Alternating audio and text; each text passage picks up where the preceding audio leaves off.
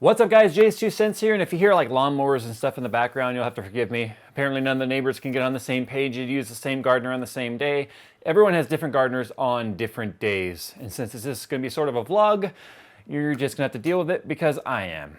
Yes, it has been 2 years since I built Project Red Mist, and that was one of the most badass, over-the-top, unnecessary, size-compensating builds I think I've ever done, and that's what made it glorious. And it's actually the build that led to the inspiration for Skunkworks. That's why Red Mist and Skunkworks look so similar. Well, it's been 2 years now, and the owner's been chomping at the bit since I believe last September to actually get the system updated, and that's what we're going to start today. And yes, it's going to be a series.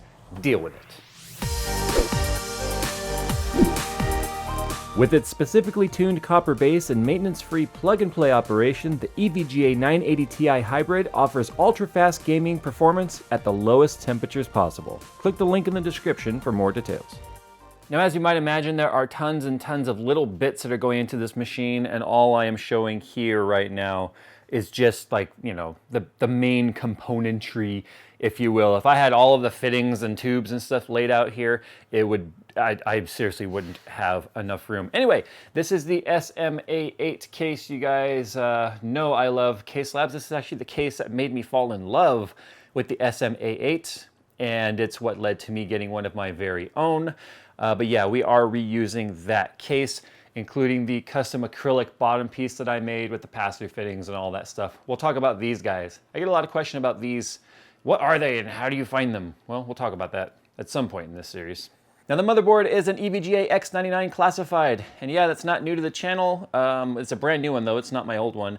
I still find it to be the absolute most stable motherboard for the X99 platform, and I will always recommend this motherboard to anyone looking for a high-end, stable X99, especially for a 5960X, which is obviously what he has got. Where's the focus? Oh my God, that's far away.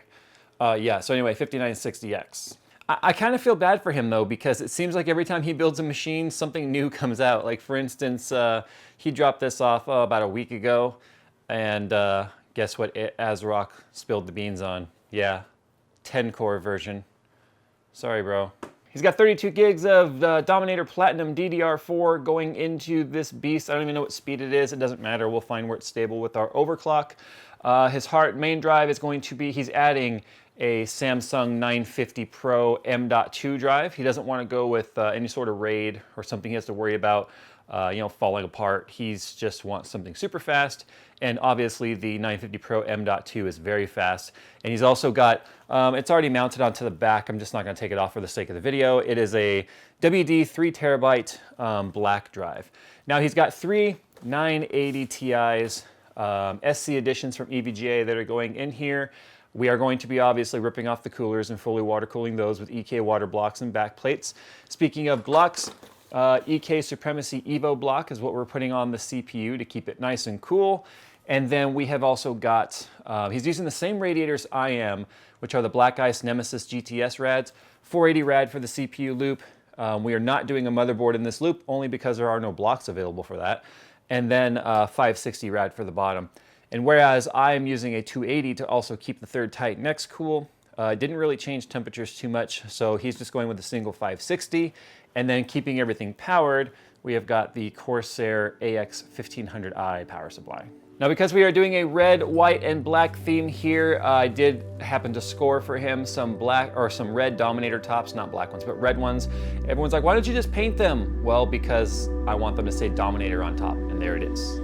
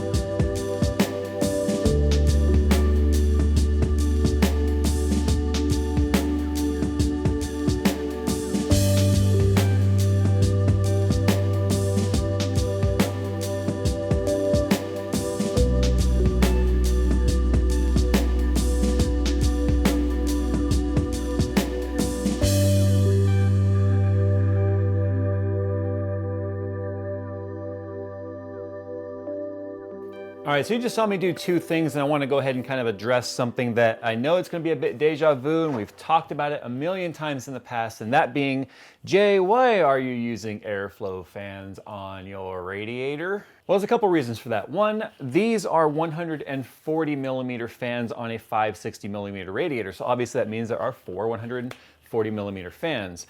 When this was built 2 years ago, there were very, very few options for high static pressure 140 millimeter fans.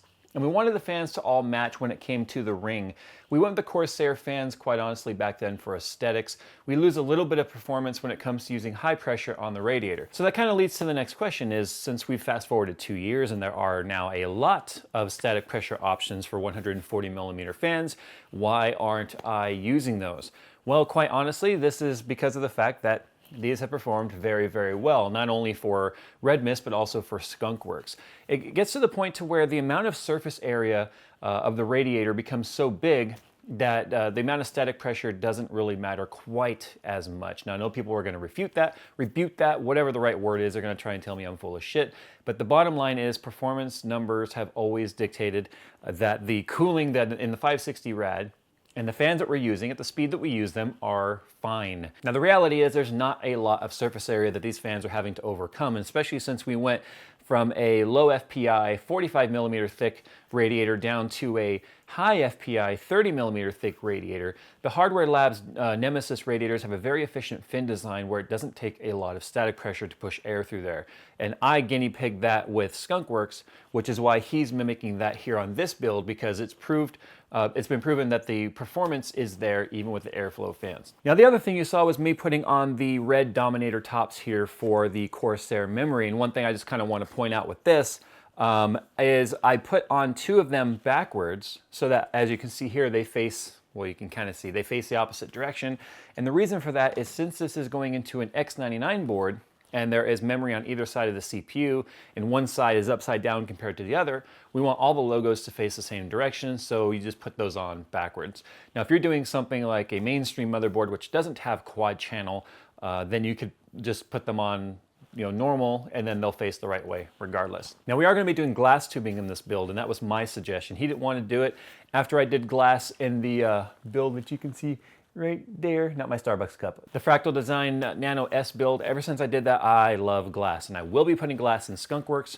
In fact, I'm going to be changing the fluid in Skunkworks again. We'll talk about that in another video about why I'm going to do that. But again, it's all for the sake of science.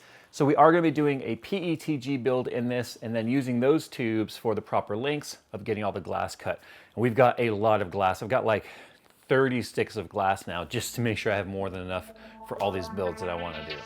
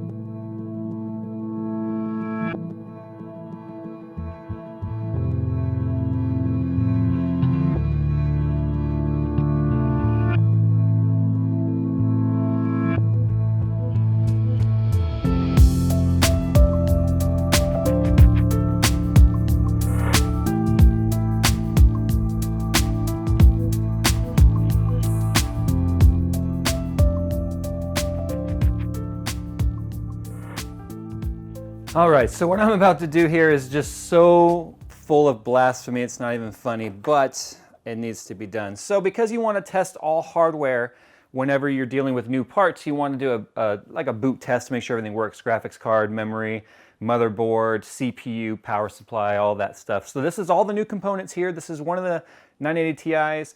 The 5960X is in there, all 4 sticks of memory are in here, and the AX1500i. But because I don't have like a quick cooler that I can mount down on here, I've only got these big behemoths that you have to assemble. I took an old AMD brick right here. And I literally, without even, it doesn't even have thermal paste on there. Do as I say, not as I do. Don't do this. Mount it down properly.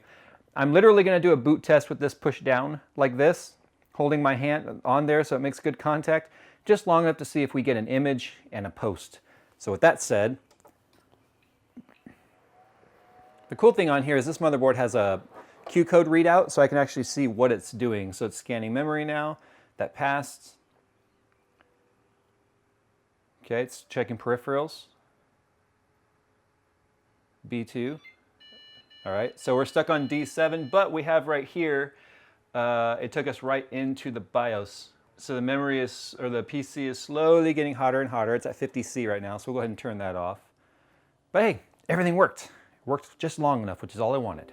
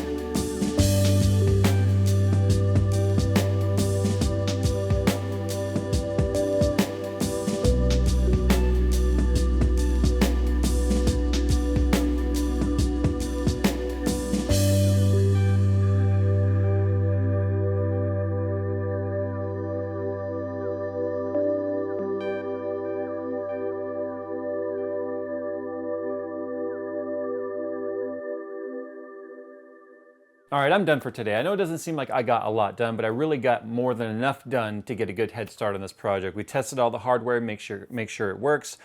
We've apparently cut my finger right there. I don't even know how I did that. Ow. Isn't it funny how you can get cut and not realize it and not feel any pain until you see it, and then suddenly your brain is like, oh my God, I'm cut. I'm dying. I wanted to get the graphics card blocks installed today, but that didn't happen. I actually ran out of time. We got to go get little Jay from school. I got gym. She got taekwondo and all that stuff. But anyway, the motherboard is installed. The block is in there. The RAM is swapped over with the new tops. We got the new radiators in there. Let's see, what else did we do? Oh, the M.2 drive is in there. Of course, that's not very hard to install. It's literally one screw. But I've basically done some planning, and planning is the part that always takes the longest with these builds. Now, as I said, it is going to be glass, so we are going to be doing PETG first and then glass. It's kind of a waste of PETG, but I'd rather waste that than the glass, trust me. But yeah, that's pretty much it. The next time around, we'll start getting some of the loop together. We'll get the graphics cards, blocks put on, and then it's really not going to take that long to put this build together. It's a lot more red in here. Now, the original parts that he had, I realized I forgot to mention what he's upgrading from. He had two 780 Ti's in here, a Z87 Maximus motherboard, as well as a 4770K and 16 gigabytes of Corsair Dominator DDR3. So it's a pretty good step up for him. Again, it kind of sucks considering the new stuff's going to be out fairly soon, but whatever. Now, I can hear a lot of you guys already saying, like, this build is so expensive, it's so unnecessary, blah, blah, blah. Yeah, there's a lot of things that are unnecessary, but then again, that's part of what makes this an enthusiast build and makes it so much fun. And like I've said before, he's a paramedic, he works long hours for shitty pay, and he saved for a year to do this build. It's his money, not yours, so he can do whatever he wants. Anyway, guys, time to get out of here. Thanks for watching. Wait for part 2 probably next week. And as always, thanks for watching, and we'll see you in the next video.